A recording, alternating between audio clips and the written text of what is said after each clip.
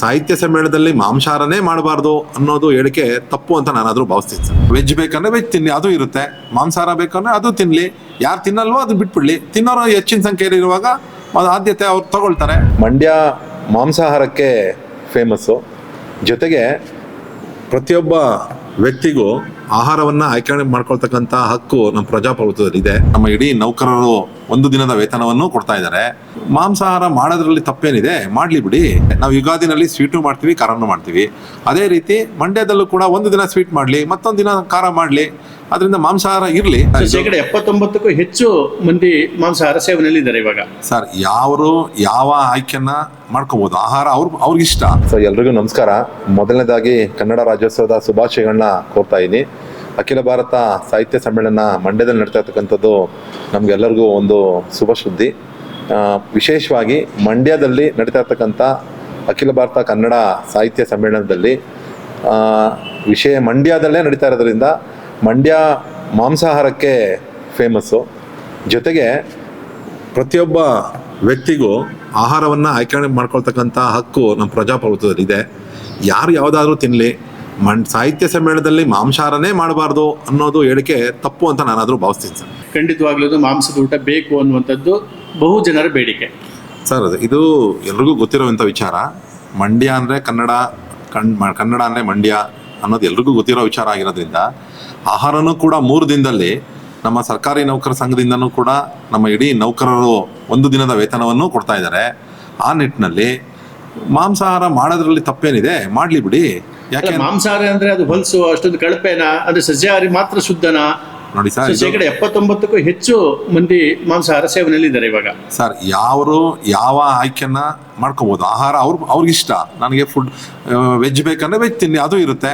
ಮಾಂಸಾಹಾರ ಬೇಕಂದ್ರೆ ಅದು ತಿನ್ಲಿ, ಯಾರು ತಿನ್ನಲ್ವೋ ಅದು ಬಿಟ್ಬಿಡ್ಲಿ. ತಿನ್ನೋರು ಹೆಚ್ಚಿನ ಸಂಖ್ಯೆಯಲ್ಲಿ ಇರುವಾಗ ಅದು ಆದ್ಯತೆ ಅವ್ರು ತಗೊಳ್ತಾರೆ. ನಾವು ಅವ್ರ ಹಕ್ಕನ್ನ ಕಿತ್ಕೊಬಾರ್ದು. ಆ ನಿಟ್ಟಿನಲ್ಲಿ ಮಾಂಸಾಹಾರ ಇರೋದು ಒಳ್ಳೇದು ಅಂತ ನಾನಾದ್ರೂ ಭಾವಿಸ್ತೀನಿ. ನಾವು ಪ್ರೀತಿಯಿಂದ ಒಂದು ದಿನದ ವೇತನವನ್ನ ನಾವು ಕೊಡ್ತಾ ಇದ್ದೀವಿ. ಆ ನಿಟ್ಟಿನಲ್ಲಿ ಎಲ್ಲ ರೈತರಿರ್ಬೋದು, ಕನ್ನಡ ಅಭಿಮಾನಿಗಳಿರ್ಬೋದು, ಸಾಹಿತ್ಯ ಆಸಕ್ತರಿರ್ಬೋದು, ಎಲ್ಲರೂ ಕೂಡ ಬಂದಿರ್ತಾರೆ. ಒಂದು ಹಬ್ಬದ ರೀತಿ ಆಚರಣೆ ಮಾಡ್ತಾ ಇರೋದ್ರಿಂದ ಹಬ್ಬದ ಊಟ ಅಂತ ಅಂದರೆ ನಿಮ್ಗೆ ಗೊತ್ತಿದೆ, ನಾವು ಯುಗಾದಿನಲ್ಲಿ ಸ್ವೀಟು ಮಾಡ್ತೀವಿ, ಖಾರನೂ ಮಾಡ್ತೀವಿ. ಅದೇ ರೀತಿ ಮಂಡ್ಯದಲ್ಲೂ ಕೂಡ ಒಂದು ದಿನ ಸ್ವೀಟ್ ಮಾಡಲಿ, ಮತ್ತೊಂದು ದಿನ ಖಾರ ಮಾಡಲಿ.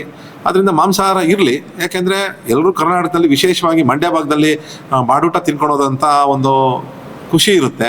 ಆ ನಿಟ್ಟಿನಲ್ಲಿ ಆಹಾರ ಇರಲಿ ಅಂತ ನಾನು ಕೋರ್ಕೊಳ್ತೀನಿ. ಸೊ ಇವರು ನಿಷೇಧ ಅನ್ನೋ ಪದಗಳನ್ನೇ ಉಪಯೋಗಿಸಿದ್ದಾರೆ ಸರ್. ಹಾಗಾಗಿ ತಮ್ಮ ಅಭಿಪ್ರಾಯವನ್ನ ಈ ನಿಟ್ಟಿನಲ್ಲಿ ಏನು ಹೇಳ್ತೀರಿ ಸರ್?